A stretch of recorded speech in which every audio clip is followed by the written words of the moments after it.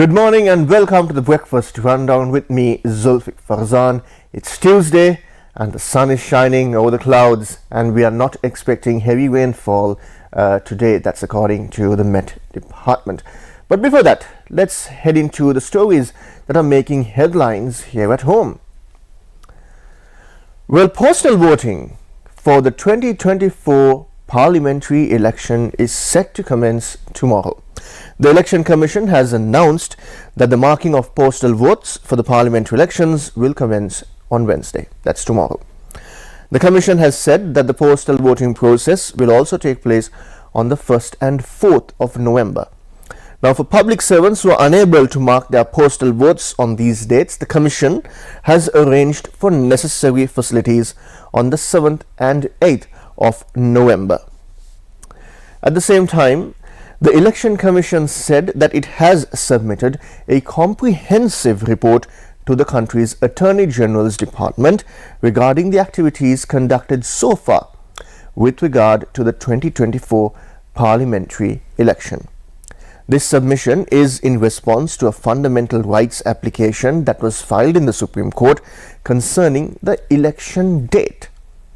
Now, the Attorney General's Department had requested observation reports from the country's Election Commission regarding the election date. The department said that it would present its findings to the Supreme Court on the 4th of November based on these observation reports. Now, a fundamental rights application was filed in the Supreme Court on the 21st of last month, seeking a ruling that the decision to hold the parliamentary election on the 14th of November is unconstitutional. The petition was filed by H.M. Priyanthahewat, a civil society activist and convener of the Api Sri Lanka National Organisation. The petition claims that the announcement of the nomination period and the election date violates the provisions of the Elections Act. According to the petition, the nomination period was set from October 4th to October 11th as per Section 10 of the Parliamentary Elections Act. It added that the Act stipulates that the election date must be within a period not less than 5 weeks and not more than 7 weeks from the end of the nomination period. It noted that therefore, the 5-week period from the end of the nomination period on October 11th concludes on November 15th, while the 7-week period concludes on the 29th of November. Now, the petitioner argues that the correct time frame for holding the parliamentary election 2024 according to the Election Act is between November 15th and November 29th. The petitioner further asserts that the Gazette notification issued by the President announcing the election date is entirely contrary to the law and constitutes a breach of the rule of law. At the same time, the Ministry of Public Administration said that 12 former ministers have not yet handed over their official residences to the government. According to a senior official from the ministry, preliminary inspections of these residences have been completed. The inspections covered household items and assets belonging to these individual residences. The Ministry of Public Administration has informed the former ministers to clear all utility bills, including water and electricity, before handing over the residences. The ministry also emphasized that they would only accept the residences without any outstanding dues. A senior official mentioned that the former ministers have been notified to hand over the official residences by tomorrow. Now, they say that the failure to comply with this deadline may result in legal action. The total number of official ministerial residences owned by the government stands at 28. We're going to talk about something that is affecting many people who are active on social media and who are always on their smartphones. Scams are rampant. There are many forms of scams, and one of those scams involves WhatsApp. The Computer Emergency Response Team, or CERT, has reported a new scam involving the popular messaging app WhatsApp, with several complaints already being filed. The CID, or the Criminal Investigations Department, has also launched an investigation or I beg your pardon, has also received several complaints with regard to this scam. Now, what is this scam? Now, this scam involves WhatsApp messages requesting money sent from the account of a known contact. The scam involves WhatsApp messages that are coming from a person you know who is in your contact list, and the request is for money.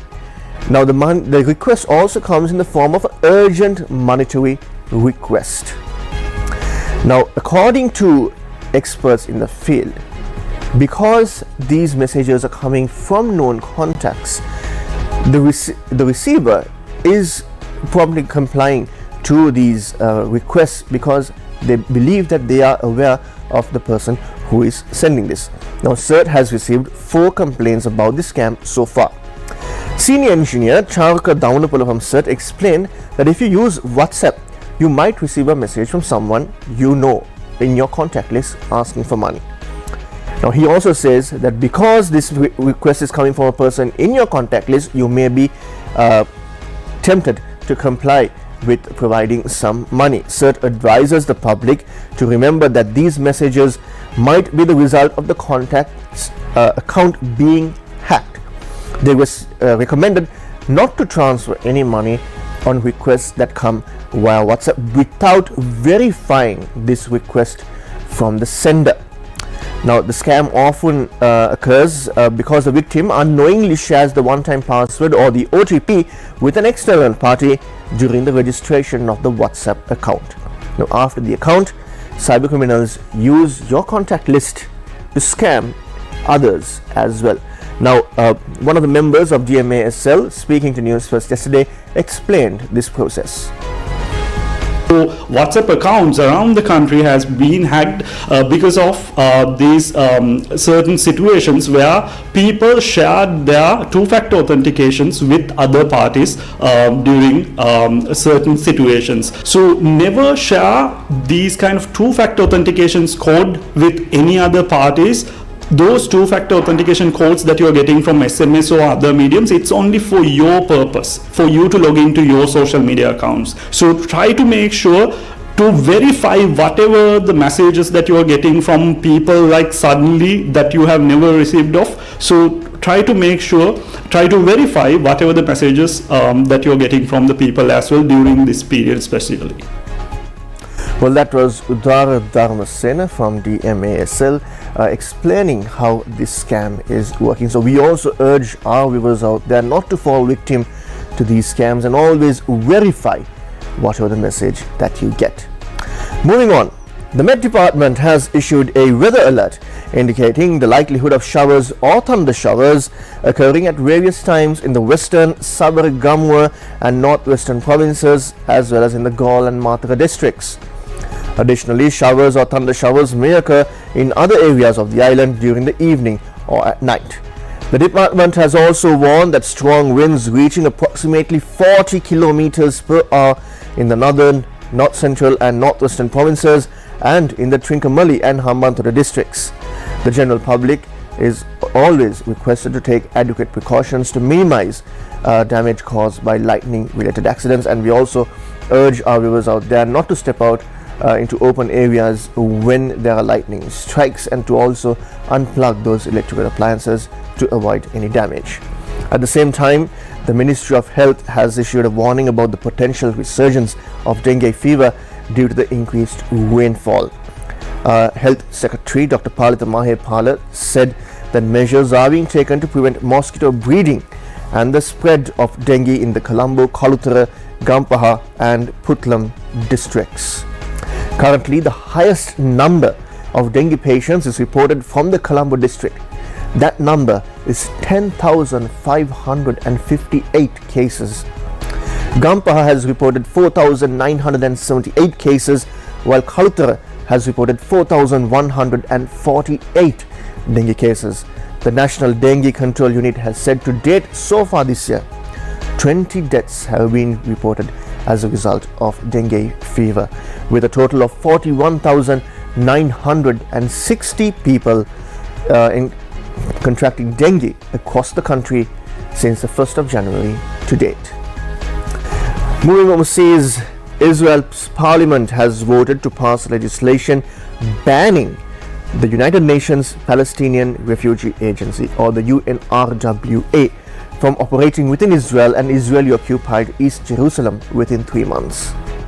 Contact between UNRWA employees and Israeli officials will also be banned, severely limiting the agency's ability to operate in Gaza and the Israeli-occupied West Bank. Cooperation with the Israeli military, which controls all crossings into Gaza, is essential for UNRWA to transfer aid into the war-torn territory. It is the main UN organization working on the ground there. UNRWA staff will no longer have legal immunity within Israel, and the agency's headquarters in Jerusalem will also be closed. And that's a wrap of this morning's edition of the Breakfast Rundown with me, Zulfick Farzan. I'll see you again, same time, same place tomorrow. Until then, take care, God bless, and have an amazing day ahead.